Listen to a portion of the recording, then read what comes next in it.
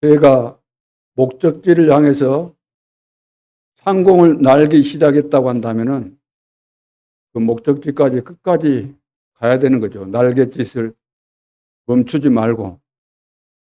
배 중에 왕이라 할지라도 가는 도중 날갯짓을 멈추면 어떻게 될까요? 추락할 수밖에 없죠. 성경에는 우리가 신앙생활 할 때 독수리의 날개침이 올라감 같을 것이요, 이런 말씀이 나옵니다. 세계 복음화를 위해서 우리는 공중에 올라가서 지금 날갯짓을 하면서 목표를 향해서 가고 있는데, 가고 있을까요? 가다가 힘들다고 멈추지는 않습니까? 피곤해서, 힘이 없어서, 지쳐서 추락하는 자가 있다고 한다면 다시 여호와를 앙망하는 가운데서 세움을 얻고 날갯짓을 더 확실하게 해야 될 줄로 믿습니다. 간혹 아예 한 번도 못 날아본 이런 사람도 있어요. 그러면 안 되겠죠. 구원받은 하나님의 자녀가 맞다면은 반드시 나를 수 있어야 되는 거죠.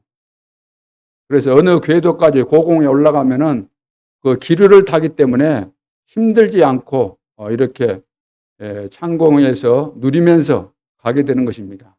우리 모든 성도들도 이런 비밀을 정말로 체험하고 누려야 될 줄로 믿습니다. 앞으로 우리 미래를 내다보면서 우리가 우리 후대들에게 어떤 중심과 또 어떤 자세를 가지고 어떤 각오를 하고 미래를 대비해야 될 것인가 많이 기도해야 될 줄로 믿습니다. 하나님이 우리 인간에 대해서 포기하신 적이 있습니다. 언제 포기했을까요? 창세기 6장에 보면은 홍수 심판을 하나님이 허락하셨습니다. 홍수로 심판해야 되겠다. 왜냐? 이 인간들이 돌이킬 수 없는 상황이 되었구나. 완전 부패하고 썩었구나. 이 말이 다른 말로 한다면은 사단에게 완전히 장악됐구나. 돌이킬 수가 없구나. 그러니까 네피림 시대가 된 거죠. 잡혀버린 거예요. 자, 그래서 하나님은 회복될 수 없다는 사실을 아시고 홍수로 심판하실 것을 명령하시고 다 심판받았습니다. 그것이 하나님께서 포기한 내용이죠. 또 우리가 구원받았어도 육신적으로 너무 하나님의 뜻과 안 맞도록 내 체질대로 고집대로 살면은 하나님이 영혼은 구원시키지만 그 육신은 버리신다 그랬어요. 그런 말씀이 있습니다, 성경에.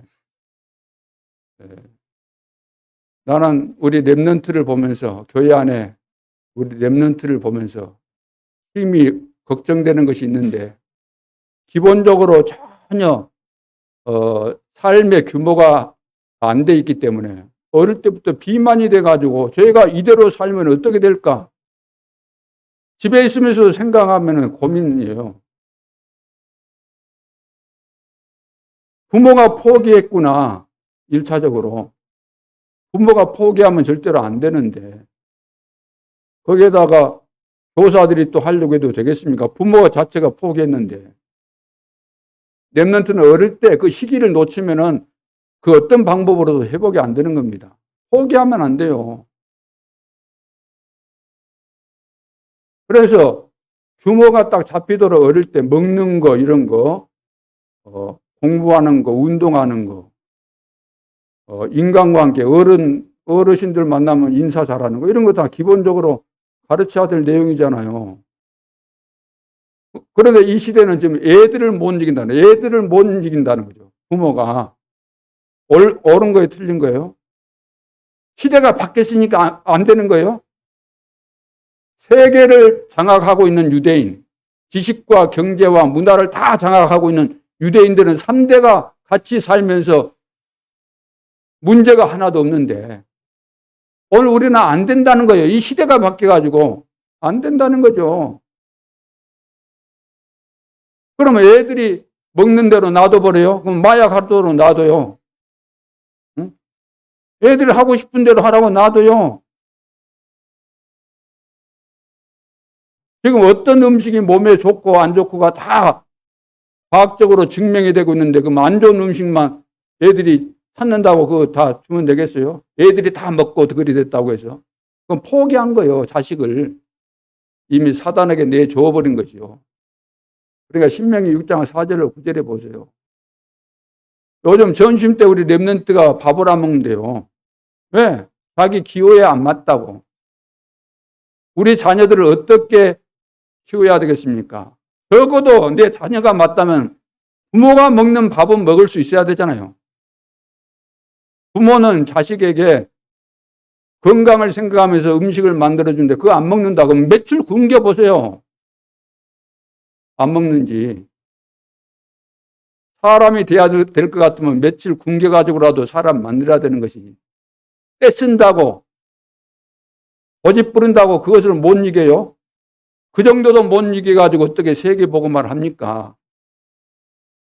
애들이 잘못됐으면 딱 따끔하게 혼을 내주고 얼마든지 깨달을 수 있으니까 애들에게 교육이 뭐겠습니까? 교육이. 말로 해서 안 들으면 매를 들어서 때려야 되는 거예요.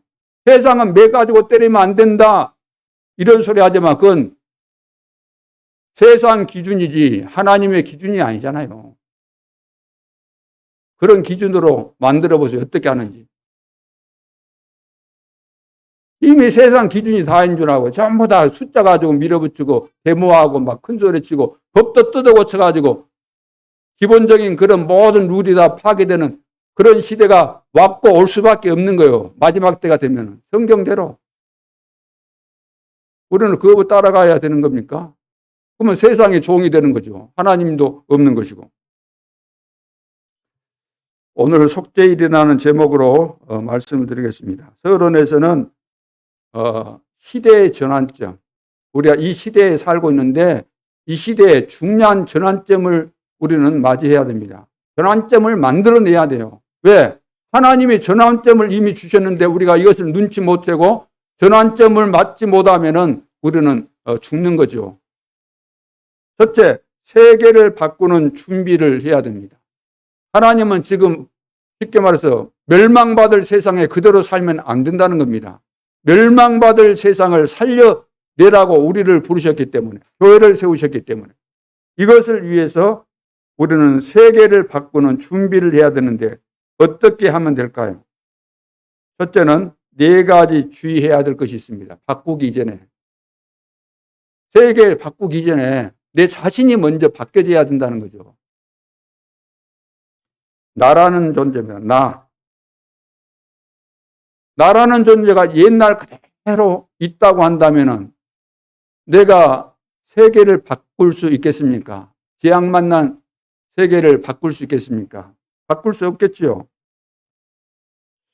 나라는 존재를 누가 제일 모르는가? 제일 잘 알아야 되는 내가 잘 모릅니다. 제일 모르죠. 내 자신이. 근데 나라는 존재는 다른 사람이 더 잘 알아요. 아, 저 사람 요즘 바뀌었네. 아, 달라졌구만. 요즘 뭐 교회 다닌다고 하더니 뭐 예수 믿는다고 하더니 아, 저 사람 달라졌네. 다른 사람이 볼 때 딱 압니다. 근데 우리 자신은 나를 너무 모르는 거죠.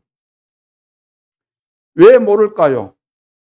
내가 잘하고 있는지 못하고 있는지. 대부분 보면 내가 못하고 있는데도 잘한다고 착각을 하는 경우가 많아요.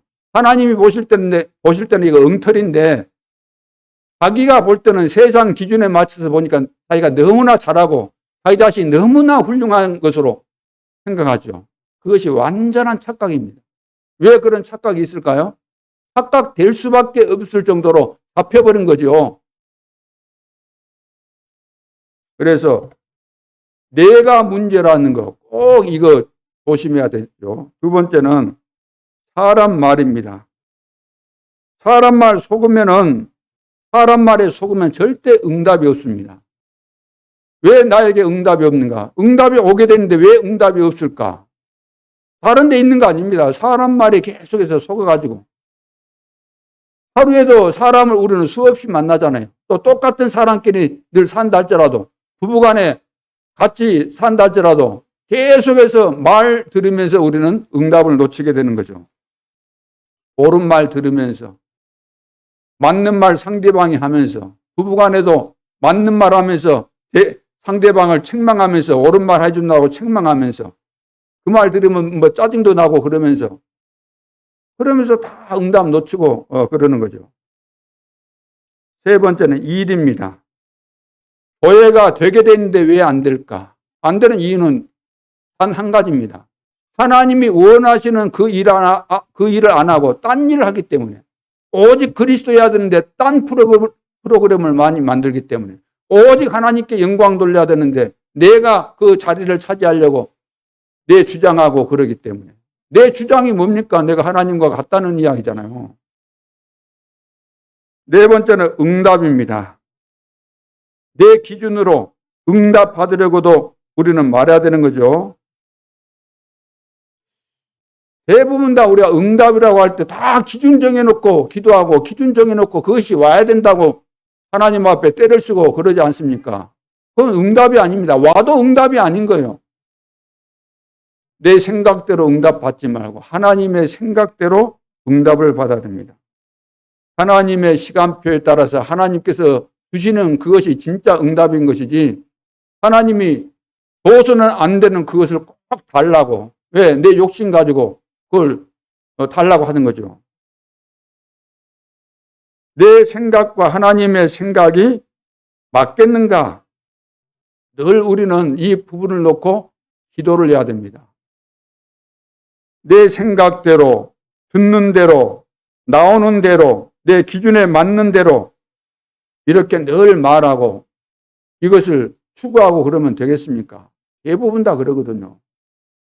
하나님의 뜻이라는 말을 우리는 쓰겠지만 그 말만 할 뿐이지 진짜 하나님의 뜻을 구하는 자가 얼마나 있겠어요? 있을까요? 하나님의 뜻대로 이렇게 말하지만 진짜 우리 속에서 원하는 것이 하나님의 뜻입니까? 내 뜻을 늘 이야기하면 내 뜻을 안 굽히지 않습니까? 예를 들어서 거지가 아이고 요즘 밥을 얻어먹으러 다니는데, 빌어먹으러 다니는데 그릇이 너무나 적구나. 요즘 허기져서. 그런데 그릇이 적으니까 그릇을 좀 큰 거 구입해야 되겠다. 그래서 큰 걸 챙겼어요. 그러면은 큰 그릇 좀 챙겼다고 해서 그 거지가 거지 수준을 벗어난 겁니까? 거지 수준 벗어난 거 아니잖아요. 그릇만 키웠을 뿐이지.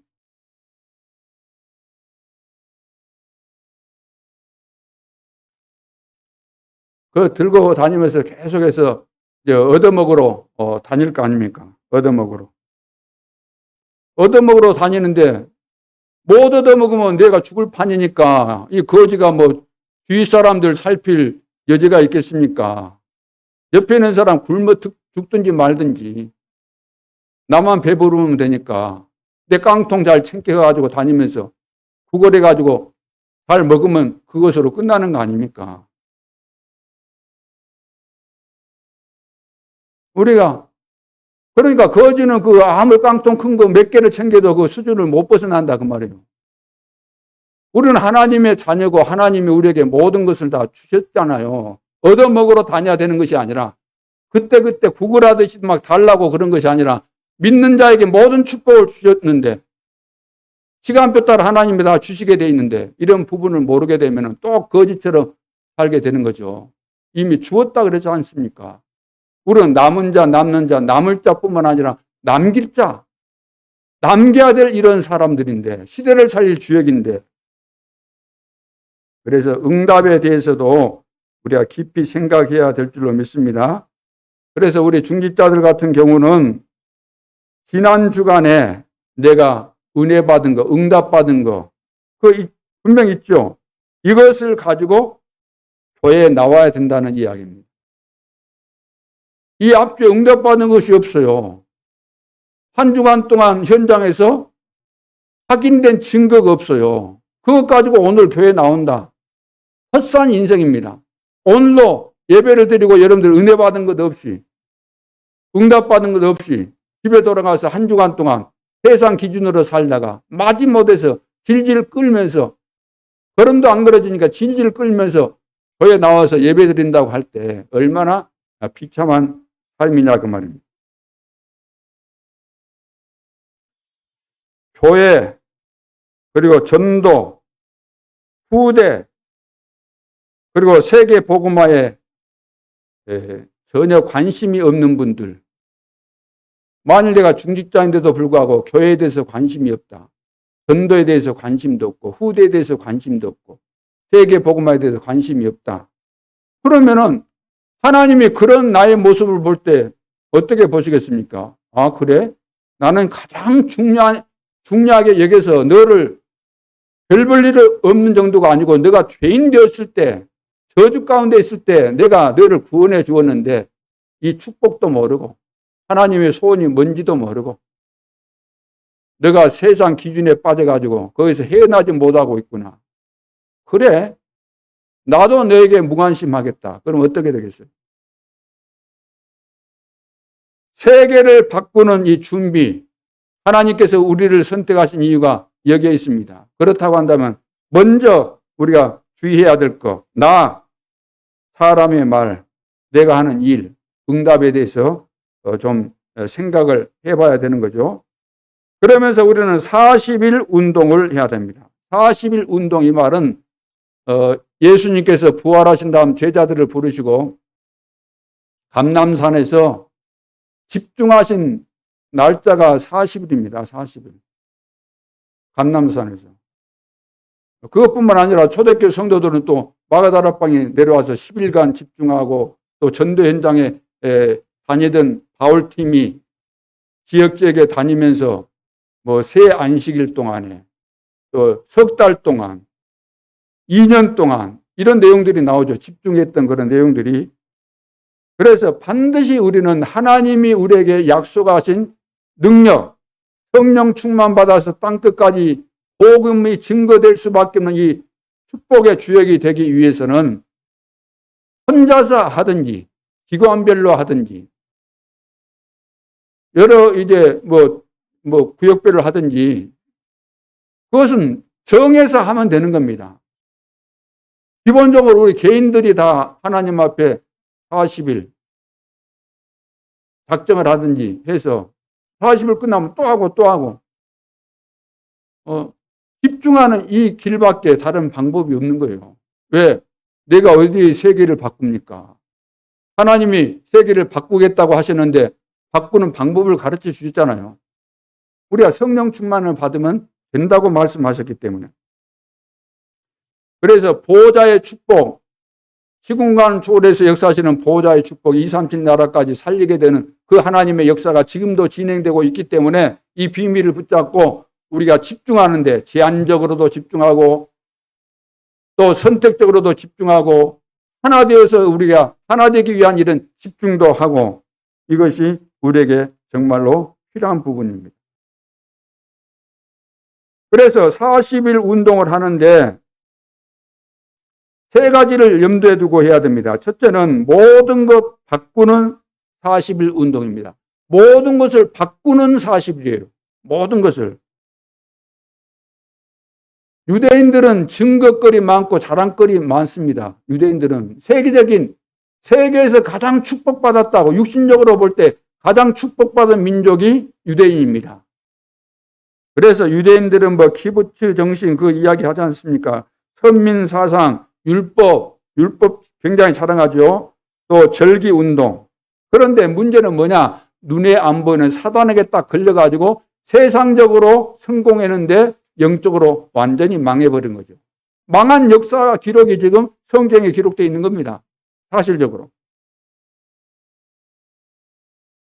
그래서 유대인들이 제대로 되려면 그동안 가지고 있었던 것 모든 자랑거리 이것을 다 버려야 돼요.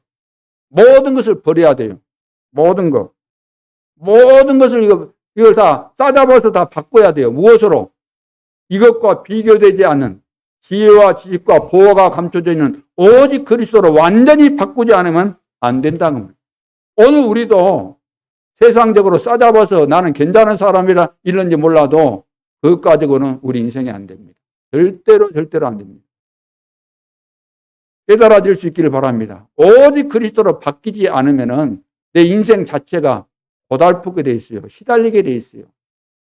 마귀 종노릇 하게 돼 있어요. 괴롭힘 당하게 돼 있어요. 절대로 행복이 없어요.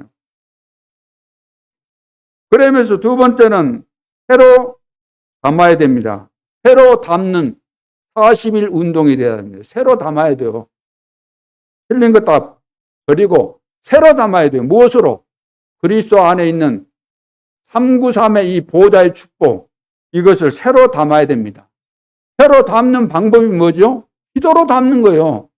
그러니까 새벽에 와서 수요일 밤에 나와서 금요일 밤에 나와서 시간 나면 틈틈이 나와서 내가 담는 거예요.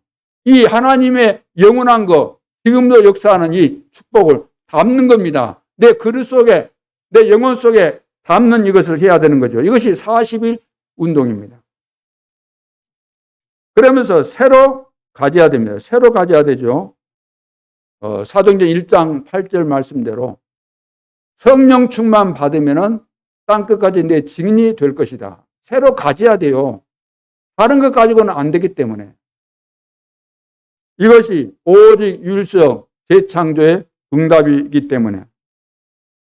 그래서 이것을 못 찾고 우리가 신앙생활을 하게 되면, 이것을 못 찾고 인생을 살게 되면, 이것을 못 찾고 내가 세상에서 열심히 살면은 살수록 그것이 생고생이 된다. 생고생. 하나님은 지금 시대의 전환점을 허락하시는 가운데 반드시 우리는 이 시간표 놓치지 말고 세계를 바꾸는 준비를 해야 되는데 40일 운동 기억하시기 바랍니다. 4가지 주의하면서. 자, 두 번째는 시대의 전환점을 맞는 우리에게 필요한 것이 뭐냐면은 237과 맞는 준비입니다. 237과 맞는 준비를 해야 돼요. 왜? 지금 이 시대는 237화된 시대예요. 237이 하나 된 시대입니다. 우리 어릴 때만 해도 그때는 뭐 상상도 못 했지요. 상상도. 지금은 뭐 비행기 정도가 아니고 인터넷 시대 아닙니까? 전부 다 이것으로 통해버리는 시대이기 때문에 영상으로 다 뭐 어디에 있든지 다 통하잖아요. 폰 하나 가지고 있으면 뭐 어디 여행 가도 다 전화가 되고 영상으로 보면서 통화 다 하고 다 하잖아요. 자료들 다 보내고 집에 있으면서 근무 다 하고 세계 어느 나라에든 다 바로 전송하고 다 하지 않습니까? 은행 업무 이런 것도 전부 다 지금 폰 하나 가지고 다 되지 않습니까? 237과 맞는 준비를 해야 되는데 그 기준이 뭐냐면은 네피림 문화를 능가해야 된다는 겁니다. 네피림 문화를 능가해야 돼요. 왜 네피림 문화죠? 왜 그것을 능가해야 됩니까? 지금 네피림이 다 세계를 장악하고 있기 때문에 교회마저도 여기에 사로잡히고 있기 때문에 네피림을 능가해야 되는 거예요. 사단의 역사를 능가해야 돼요. 사단은 망하게 하는 자고 하나님은 우리를 승리케 하고 사단을 꺾으시고 모든 사람을 살리기를 원하시는 그 하나님의 축복이 우리에게 임해야 되기 때문에 네피림을 능가할 수 있는 이것이 기준입니다. 3단체, 종교, 왕국, 강대국 능가할 수 있는 이것이 우리의 기준이 되는데 그래서 첫째는 그릇입니다. 그릇. 237과 맞는 준비, 그릇 준비를 해야 돼요. 237과 맞는 그릇 준비가 돼요. 237과 맞는 그릇 준비. 렘넌트 7명처럼 히브리서 11장 믿음의 선배들처럼 또 초대교회 성도들이 회당으로 들어갔지 않습니까? 그래서 그릇이 이 시대와 맞아야 된다는 이야기입니다. 그릇이 하나님이 원하시는 것과 맞아야 돼요.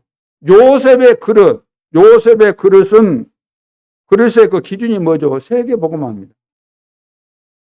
요셉의 형들은 뭐죠? 의식주, 먹는 거. 이거 기준이에요. 그런 그릇을 가지고 있는 거죠. 다윗은 뭐죠? 다윗의 그릇. 다윗의 기준이 뭐냐면 다윗은 어떻게 하면은 하나님께서 원하시는 세계 복음화를 위한 이 성전을 건축할 것인가? 세계 복음화를 위해서 성전 건축. 여기에 생을 건 겁니다. 어릴 때부터 여기에 이것을 놓고 기도하고 그 인생을 다 여기다가 드린 거예요. 왜? 가장 중요한 일이기 때문에. 세계 복음화를 위한 성전 건축에 왕이 되었는데도 불구하고 자기 재산을 다 들여서 여기에 드린 겁니다. 그러면서 가장 행복해하고 감사하고 찬양과 영광을 돌린 거죠. 왜? 가장 중요한 영원한 기념비를 남겼기 때문에. 그런데 사울왕 같은 경우는 그 그릇의 기준이 뭐죠? 기준이 사울왕은 내가 지금 왕인데 오래오래 왕이 돼야 되겠다.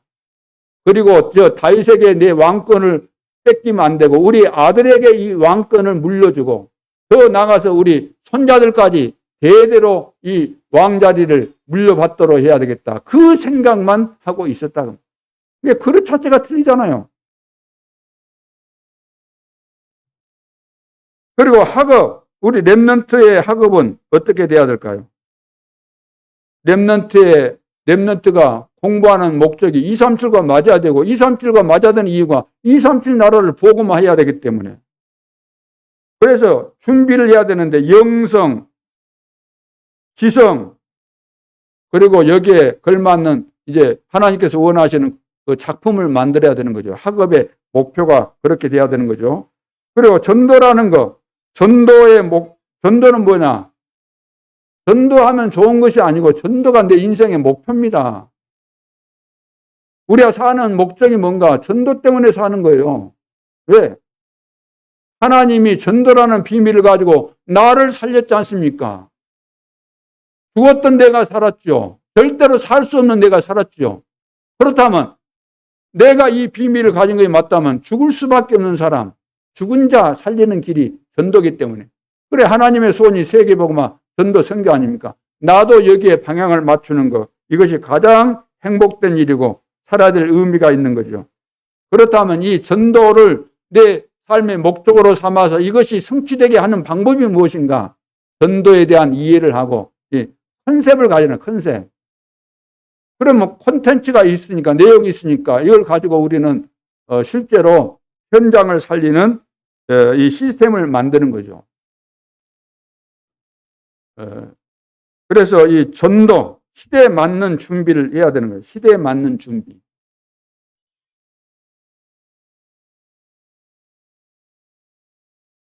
그래서 어제 보니까 그 창원 임마누엘 교회 거기 메시지 하시면서 하신 말씀이 이런 말씀을 하시더라고요. 그 교회당 그 창원 그 임마누엘 교회 몇 번 가봤는데 거기도 그 옆에 보면은 그 교회 주차장 말고 옆에가 그 다른 그 지역에서 만든 주차장인지 모르지만 주차장이 있어요, 거기. 거기도 좀 괜찮아요. 장소도 위치도 괜찮은데. 빨리 여기서 이 교회당 팔고 나가라.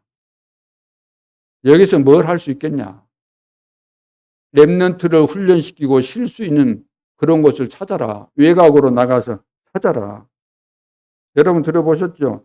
주차장도 없고 렘넌트가 쉴 때, 기도할 때 없다. 팔고 가면 된다. 우리가 여기 있으면 편안하죠. 이제 하나님께서 이거 주셨으니까. 우리 수준으로 볼 때는 편안하고 좋잖아요. 그런데 하나님께서 미래를 두고 해야 될 일에 대해서는 우리가 할 수 없는 겁니다.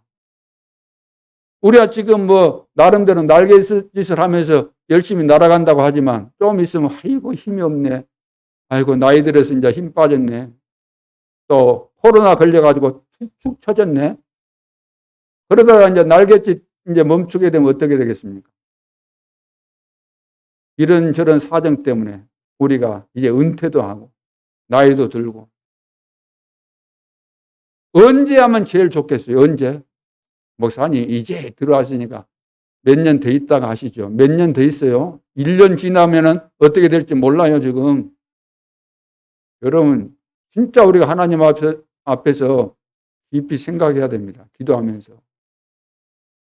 237 치유, 서밋의 이 컨셉, 세 가지 뜰을 회복하는 237과 안 맞으면은 아무리 우리가 기발한 생각하고 훌륭한 생각해도 하나님과 안 맞으면 그건 엉터리가 되는 거잖아요. 하나님과 맞아야 돼요.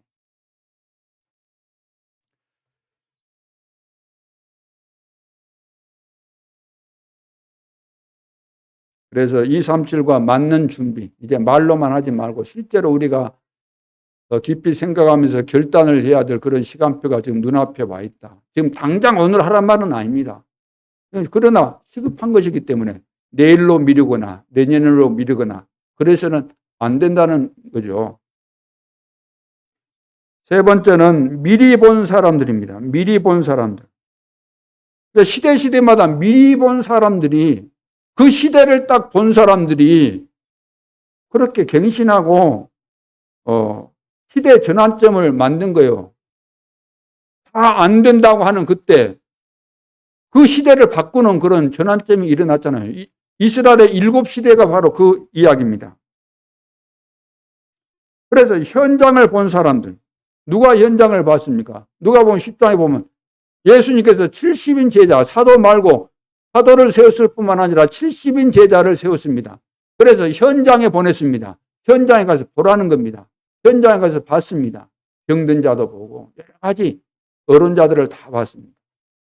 그러면서 사단이 막 역사하고 귀신에게 잡힌 자들도 있고, 그런데 복음을 전했더니 귀신들이 떠나가는 거 이런 것도 보고 와가지고 막 역사 일어났으니까 증거 봤으니까 막 간증하면서 포럼하고 그랬잖아요. 그때 예수님께서 귀신들이 떨어지는 거 그거 본 거 그것도 중요하지만 그것이 중요한 게 아니라 너희들이 하나님 나라에 이름이 기록된 것으로 감사해라, 기뻐해라. 오늘 현장을 보면서 여러분들 현장 속에 있잖아요.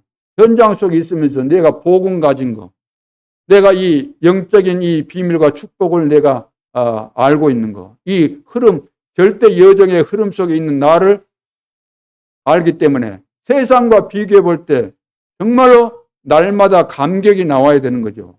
내가 어떻게 이런 축복을 받았는가. 70인 제자들은 현장을 안 사람들이잖아요. 현장을 모르는데 어떻게 시대를 바꾸겠습니까?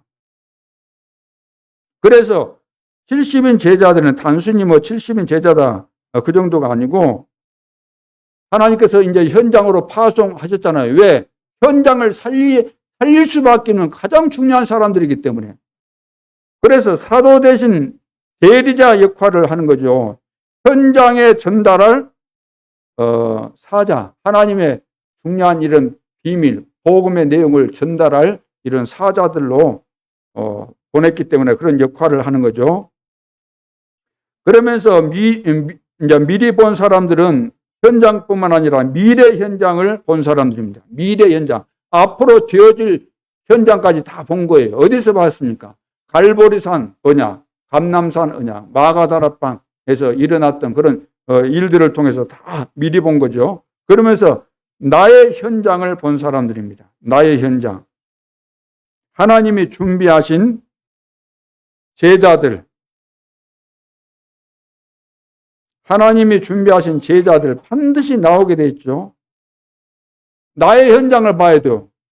하나님께서 나에게 주신 현장에 갔는데 나에게 정해준, 우리 교회에서 정해준 것이 하나님이 주신 거 아닙니까?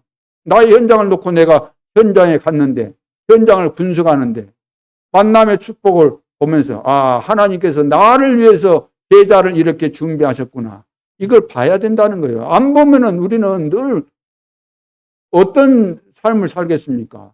내가 말하는 것이나 생각하는 것이나 모든 것이 불신자와 똑같은 수준을 못 벗어나게 돼 있는 거죠. 그래서 현장을 보고 미래 현장을 보고 나의 현장을 봐야만 237 시대에 맞는 준비하게 돼 있는 거죠. 그래야만 세계를 바꾸는 준비가 되어져서 시대의 전환점을 이루는 시대의 주역이 될 수밖에 없는 것입니다.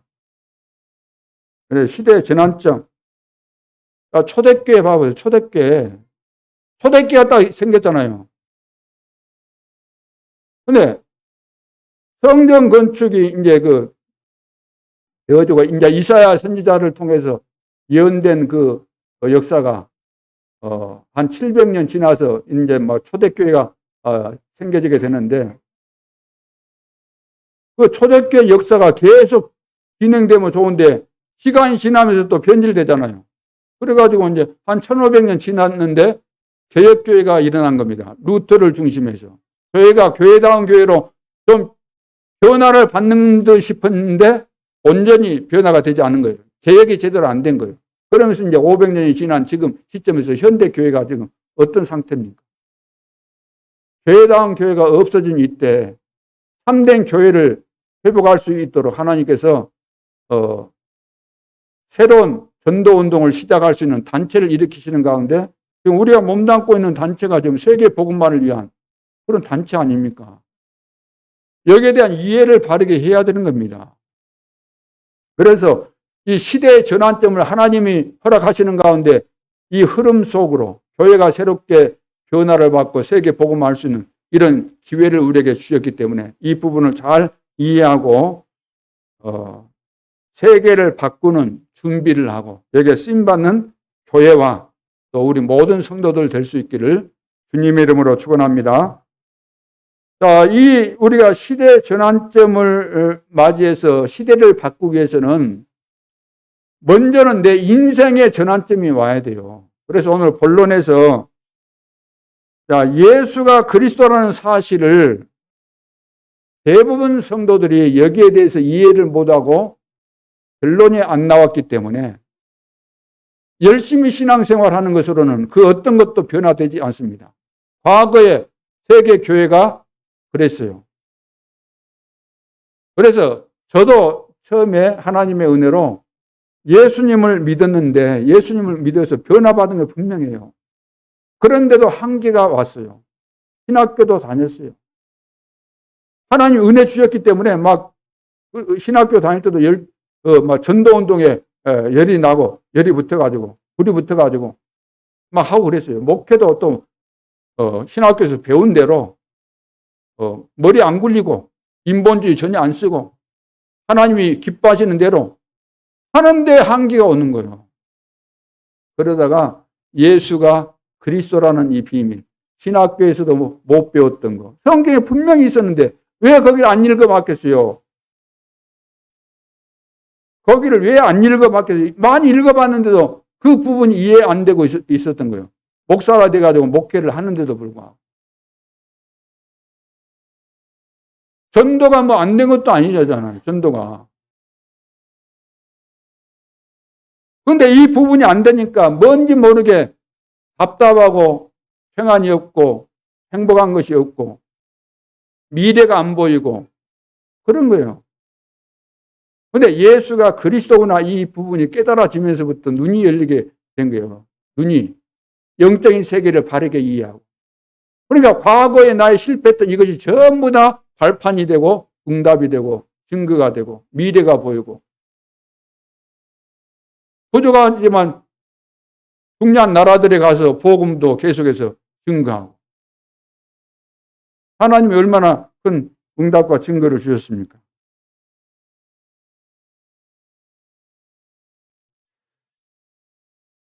내가 아무리 잘해도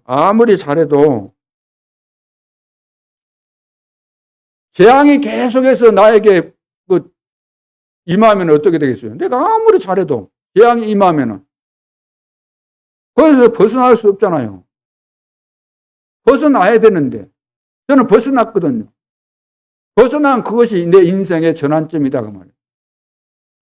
그래서 내가 불신자로 있었을 때 인생의 전환점이 있었고 또 이 속에서 내가 목회까지 하고 있었지만 또 안 됐던 그 시점이 있었는데 그때 정말로 중요한 전환점, 이 그리스도를 알고 나서 영적인 비밀과 하나님의 소원이 세계 복음화 다 알았죠. 알았는데 정말로 이렇게 중요한 내용들을 전체적으로 정리가 되어진 그 시간표는 그 뒤에 있었던 것이죠.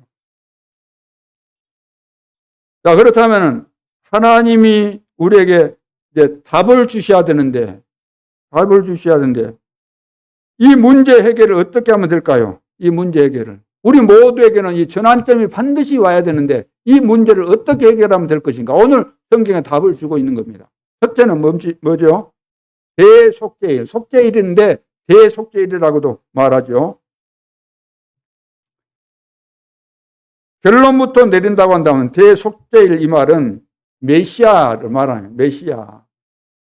우리 인간은 메시아 아니면 안 된다는 이야기입니다. 메시아가 오셔야 된다. 그리스도께서 오셔야 된다. 그리스도, 메시아는 같은 의미의 단어입니다. 메시아라는 것은 히브리어고 그리스도라는 것은 헬라어예요. 헬라어. 그분이 오셔야 된다는 거지요. 메시아가 오셔야 된다. 그림자를 이야기하는 겁니다. 그림자. 이것을 믿으라는 겁니다. 앞으로 메시아가 오신다 그랬으면 그걸 믿어야 돼요? 안 믿어야 돼요?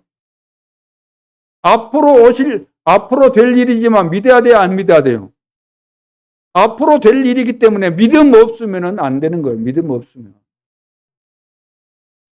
하나님이 눈에 안 보이시기 때문에 안 보인다고 우리는 안 믿잖아요. 그 수준은 무슨 수준입니까? 보이는 것만 믿는 그 수준은 그건 쓰레기 수준 아닙니까? 대속죄는 오늘 27절을 28절 읽으면 잘 나오죠. 대속죄일이 뭐 하는 날인가 하면은 대제사장이 이제 피를 가지고 이제 성소에 들어갑니다. 성소로.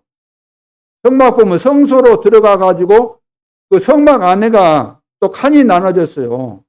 휘장으로 딱 나눠졌는데 안쪽에 보면은 좀 적은데 거기는 지성소, 이 들어가는 입구에서 좀 큰 부분은 성소라 그럽니다. 근데 대제사장이 들어갈 때 그릇 2개를 들고 들어가는데 그릇 2개 뭐가 담겨 있는가? 피가 담겨져 있습니다. 피. 무슨 피인가? 하나는 양의 피고 하나는 이제 송아지 피입니다. 그럼 양의 피는 왜 들고 가는가?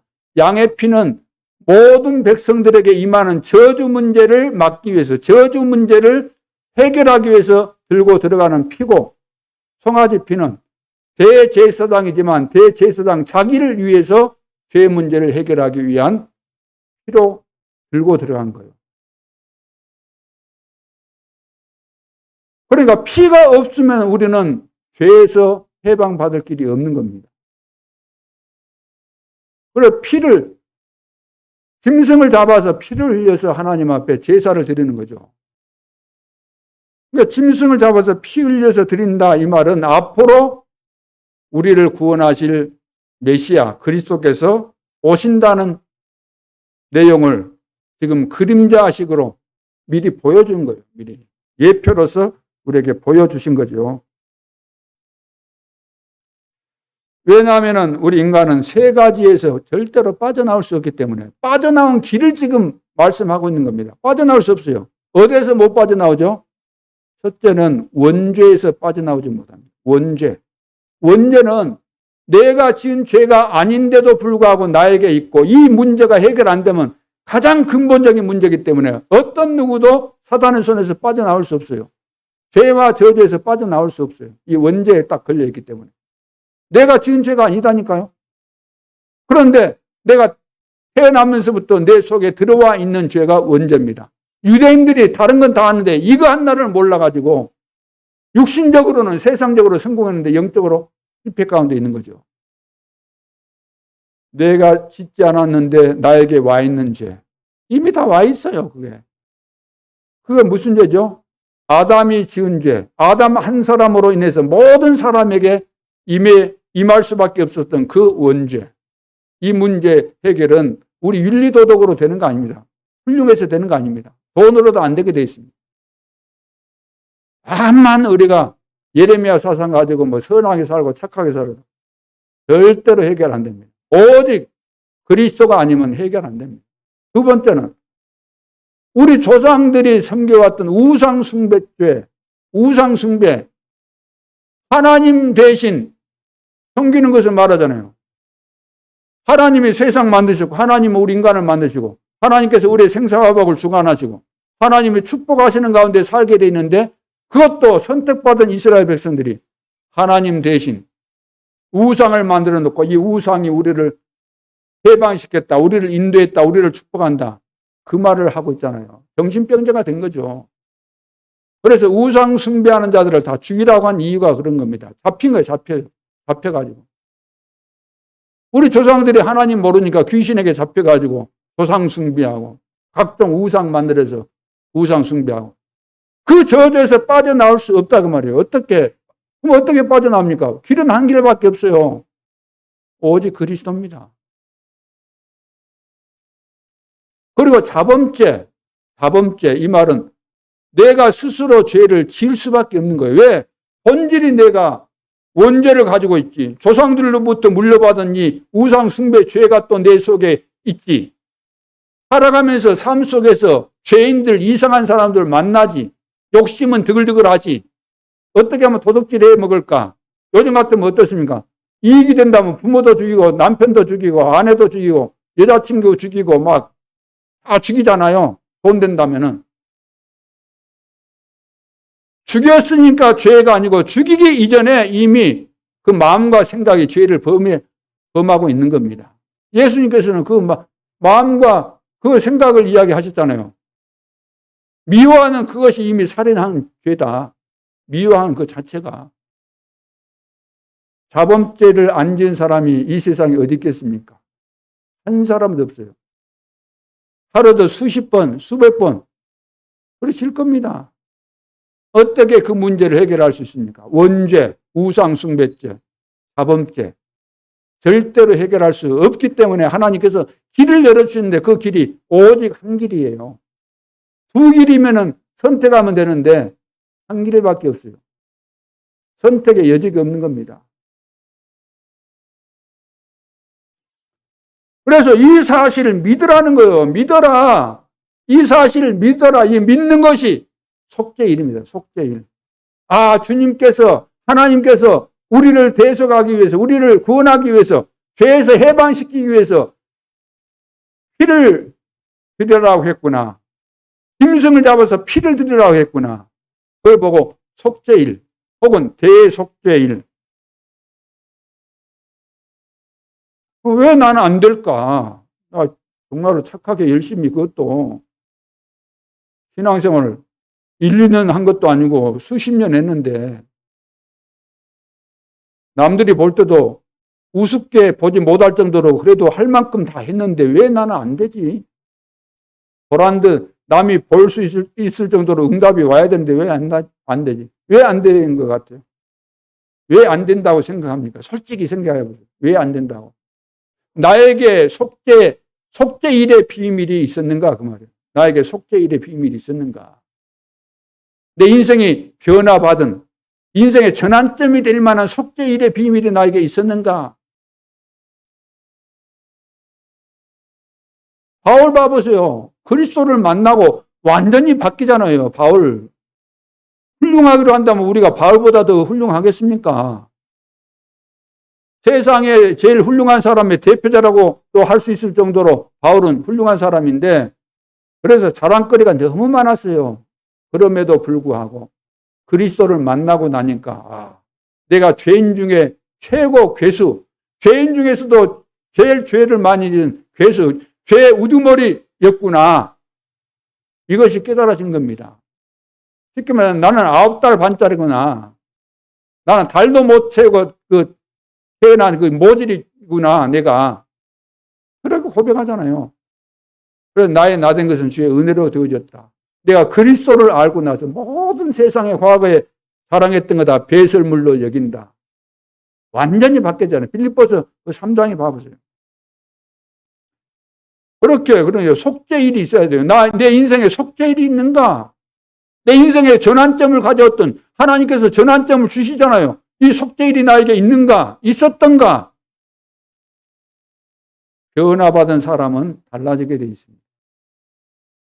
종교 행위를 가지고 내가 사람 보이는 앞에서 외식하면서 잘난 체하고 기도하는 체하고 경건한 체하고 열심히 하는 체 하는 그런 모습은 그것 가지고는 어림턱도 없어요. 그것 가지고는 절대 영적 싸움에 승리하지도 못하고 근처도 못 가요. 축복의 근처도 못 가요. 하나님이 원하시는 그 안에 들어가지를 못해요. 산치집에 갔는데 오라 그래서 이제 다 초청해서 갔는데 딱 앉아 있어요. 근데 예복을 안 입고 있어. 예복 안 입은 그저 쫓아내서 저기 두달아 패라 저거.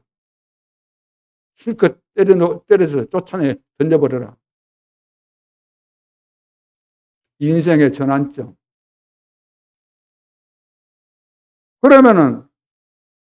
그래서 이제 구약에서는 이 메시아가 오시겠다는 것인데, 두 번째 뭐죠? 실체가 오셨다는 거예요. 실체가 오시겠다는 그분, 예언했던 그분이 오셨어요. 그분이 그리스도인데 그분이 누군가? 예수라는 분이다. 그분이.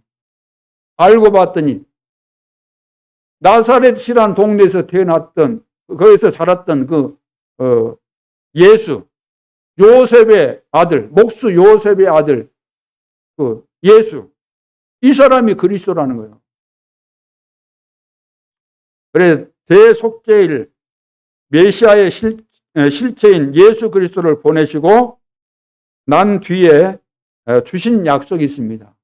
보내주신 뒤에 주신 약속이 있는데, 무슨 약속을 주셨습니까? 요한복음 14장 14절에 보면은 내 이름으로 무엇이든지 내게 구하면 내가 행하리라. 예수님께서 하신 말씀입니다. 너희들이 이제 지금 나를 믿는데 내 이름으로 무엇이든지 구하면 이제 행하겠다, 응답하겠다 그 말이죠. 그리고 요한복음 17장 11절에 보면 예수님께서 이제 제자들을 위해서 기도하는 가운데, 기도의 내용 가운데 11절에 이런 내용이 있습니다. 우리와 같이 그들도 하나가 되게 하옵소서. 예수님께서 기도하신 내용이에요. 우리와 같이. 우리는 누구를 말할까요? 성부, 성자, 성령. 성삼위 하나님이라는 거죠. 우리가 하나인 것처럼, 성삼위, 하나님은 한 분이신데 삼위로 계신데 삼위로 계신 이분들이 따로따로 그냥 자기 고집 부리면서 내가 잘났네 하고 그러면은 일이 안 된다. 우리가 하나인 것처럼 이 제자들도 하나가 되기를 위해서 기도했습니다. 오늘 우리가 무슨 대단한 일을 하려고 하지 말고 우리 자신들마저도 하나가 안 되면 얼마나 우리가 센 고집이 들어있으면 얼마나 나에게 뭐 색다른 것이 들어있으면 하나가 안 될까요? 나에게 얼마나 대단한 것이 있으면 하나가 안 될까요? 우리 하나가 돼야 됩니다. 그러면서 빌립보서 2장 10절에 보면 이런 말씀이 있습니다. 하늘에 있는 자들과 땅에 있는 자들과 땅 아래 있는 자들로 모든 무릎을 예수의 이름에 꿇게 하시고, 하늘에 있는 자들, 땅에 있는 자들, 땅 아래에 있는 모든 자들이 예수 이름 앞에 무릎 꿇도록 했다. 누가? 하나님께서 그렇게 하셨다는 겁니다. 예수 이름 앞에 무릎 꿇게 했어요. 그 앞에 무슨 내용이 나오죠? 빌립보서 2장 1절에 보면 예수님은 하나님과 본체시다. 본체. 예수님이 바로 하나님이시다. 본체신데 인간의 몸을 입고 이 땅에 오셨다. 왜? 우리를 구원하기 위해서. 인간의 몸을 입고 오셨는데 그분은 죽기까지 복종하셨다. 그 죽기까지 복종한 그 죽음이 뭐죠? 십자가의 죽으십니다. 십자가에 왜 죽었습니까? 내가 죄인이기 때문에 저주받았으니까 저주받은 내가 거기 마땅히 십자가 형태로 해서 죽어야 되는데 나를 구원하기 위해서 대신 죽으신 거예요. 이거 하나님의 계획이기 때문에 아멘하고 순종하면서 죽기까지 복종하셨다 그래요. 죽기까지. 십자가에서 죽기까지. 그래서 하나님께서 모든 이름에 뛰어난 이름이 되게 해서 복종하게 하셨다고 말이에요. 하나님 앞에 순종하는 믿음, 아멘하는 믿음을 가져야만 하나님께서 우리에게 이런 축복을 주셔야만 모든 것이 오는 겁니다. 빛의 경제도 오고 응답도 오고 전도운동도 일어나고. 이제 하나님이 우리를 그렇게 인정해 줘야 돼. 안 되니까 안 되잖아요. 다 길이 막혀버리잖아요. 될 듯 말 듯, 될 듯 말 듯. 얼마나 억울합니까? 안 되는 데 있는데 될 수가 없죠.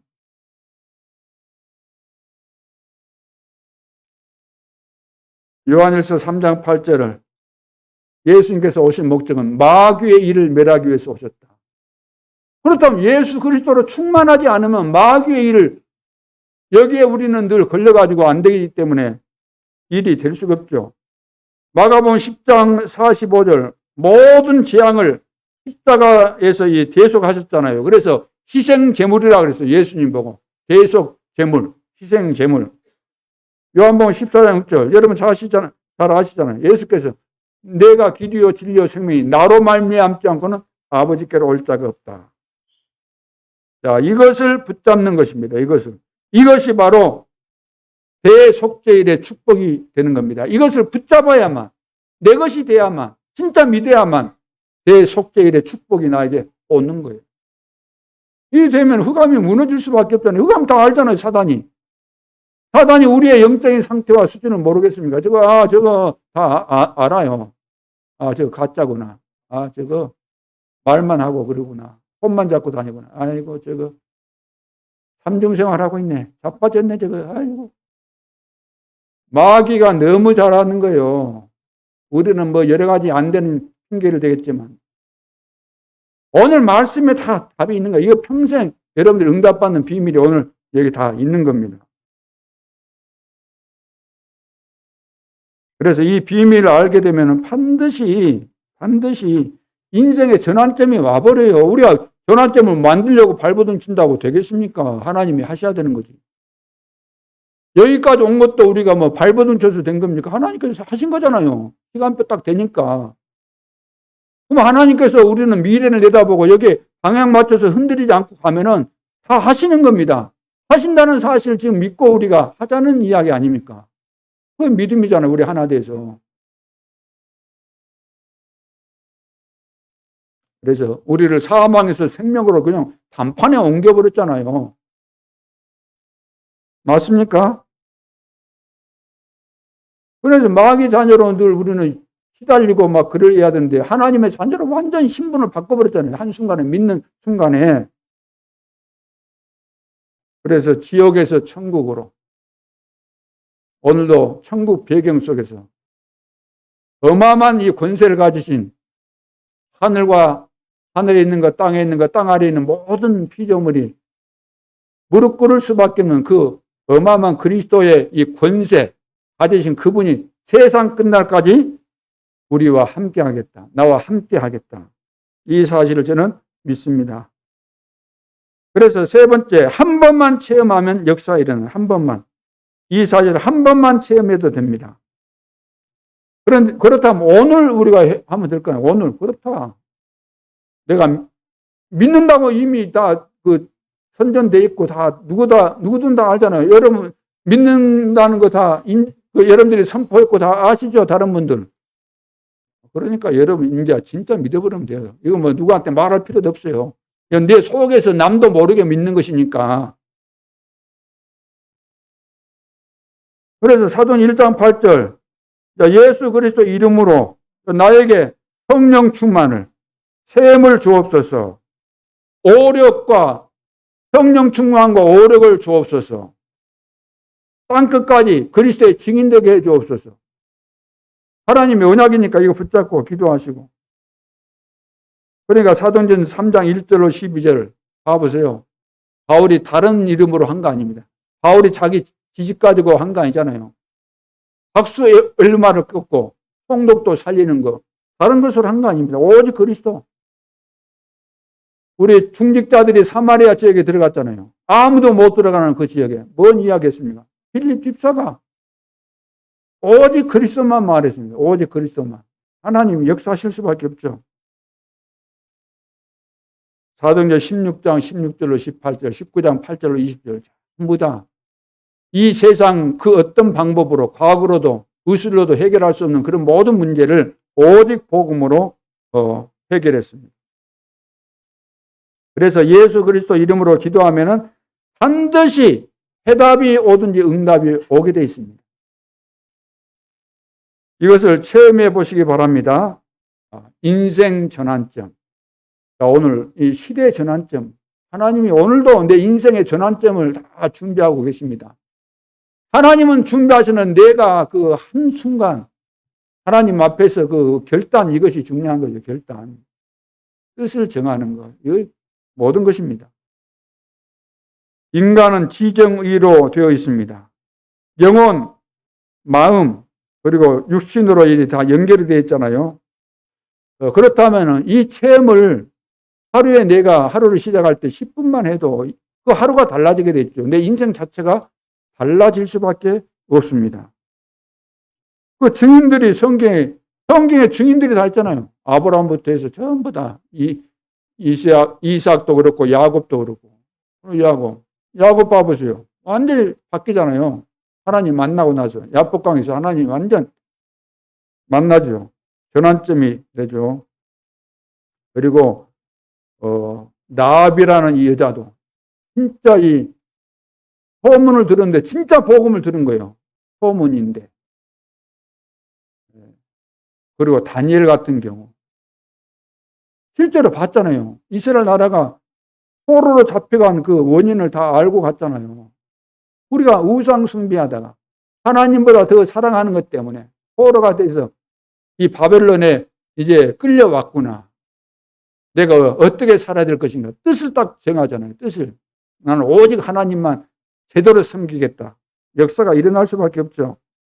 에스더 죽으면 죽으리라. 하박국 선지자 밭에 소출이 없고 외양간에 양이 없다 할지라도 나는 나를 구원하시는 그 하나님께 대해서 구원하신 그 하나님께 대해서 찬송하고 또 영광을 들고 감사한다 그랬잖아요.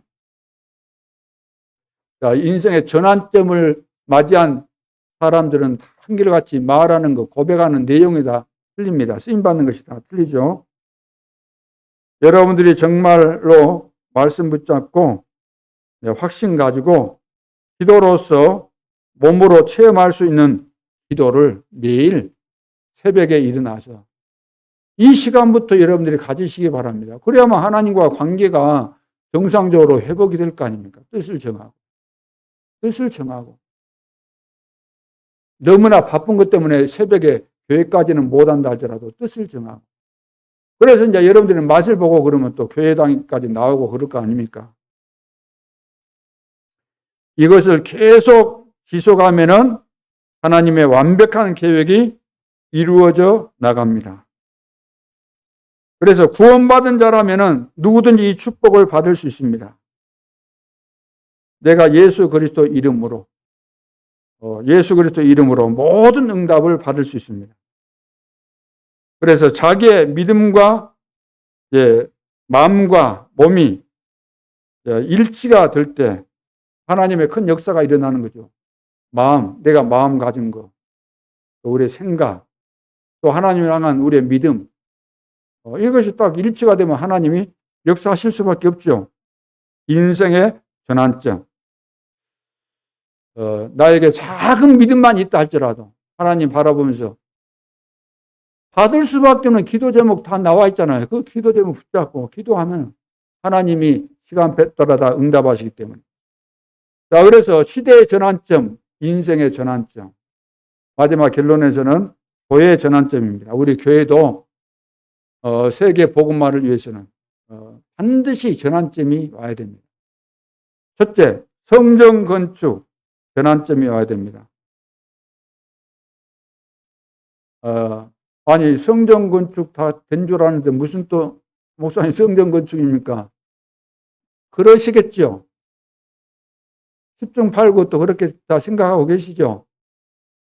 근데 하나님이 보실 때는 이거 성전 건축이 아니라는 겁니다. 아니죠. 왜 아닐까요? 새 뜰이 준비 안 됐다는 새 뜰. 237 치유 서밋 이것이 준비 안 됐다는 겁니다.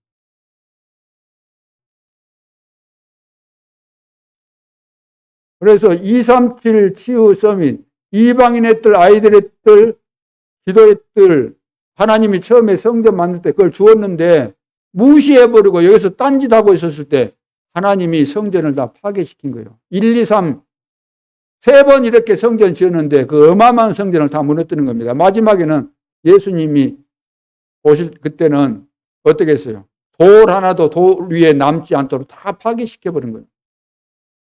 왜 그랬을까요? 하나님이 가장 중요하게 여기는 것에 무관심하고 안 했을 때.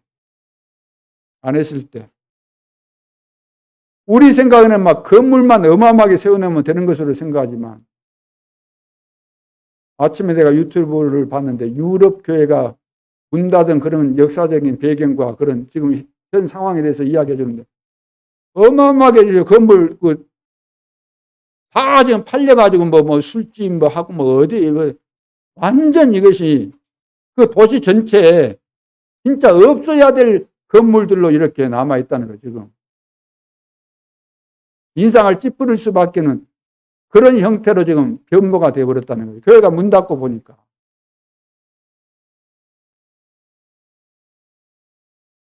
그리고 그 요즘 뭐 세계 여행에 대한 그런 내용들 많잖아요.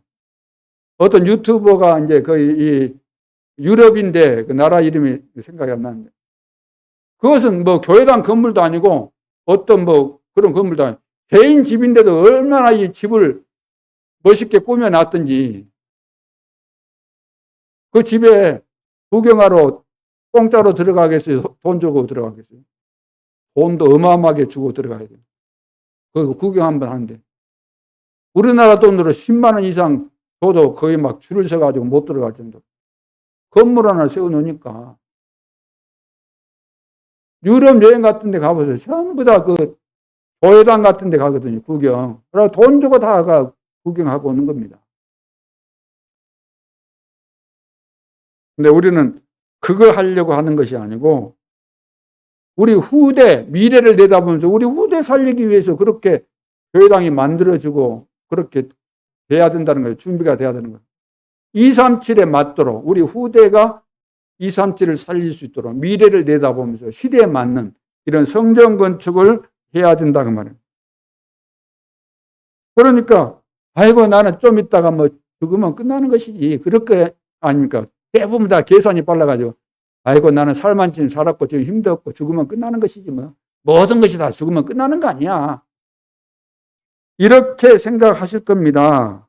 또 여러분들이 그런 쪽으로는 머리가 잘 돌아가실 수도 있기 때문에 그런 생각 하실는지 모르지만 틀린 생각이에요. 틀린 생각. 왜냐하면 우리 인생이 영원히 남는 것인데 그 계산은 어마어마하게 틀린 계산입니다. 내가 죽은 다음에도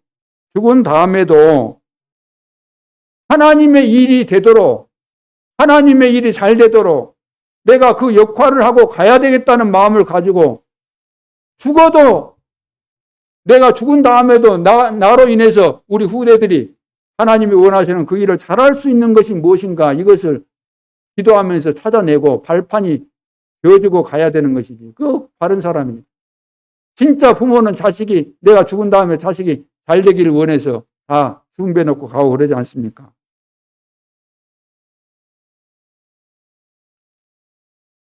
그래서 제대로 하나님께 헌신하고 인생을 드리고 가는 것이 내 인생을 사는 목표이기 때문에. 두 번째는 시대에 맞는 교회입니다. 시대에 맞는 교회.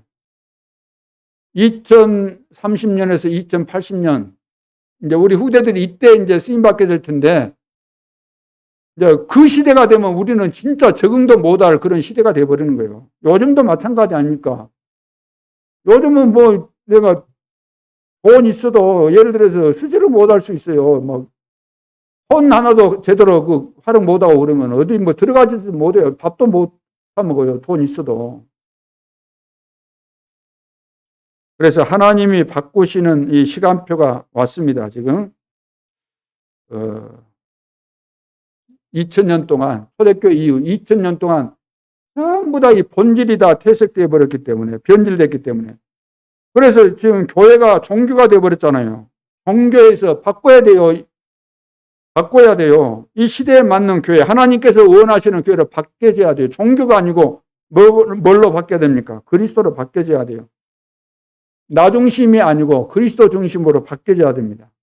나의 동기 계산이 아니고 헌신, 목숨을 내거는 이런 로마서 16장의 제자들과 같은 이렇게 바뀌어져야 됩니다. 시대에 맞는 하나님이 원하시는 교회로 바뀌어져야 돼요. 의식주 타령했던 그런 수준에서 393의 축복을 누리는 이런 수준의 교회로 바뀌어져야 되는 거죠. 그래서 내가 플랫폼이고 내가 워치타워고 내가 안테나다. 자, 이런 중직자들이 일어나야 되는 거죠.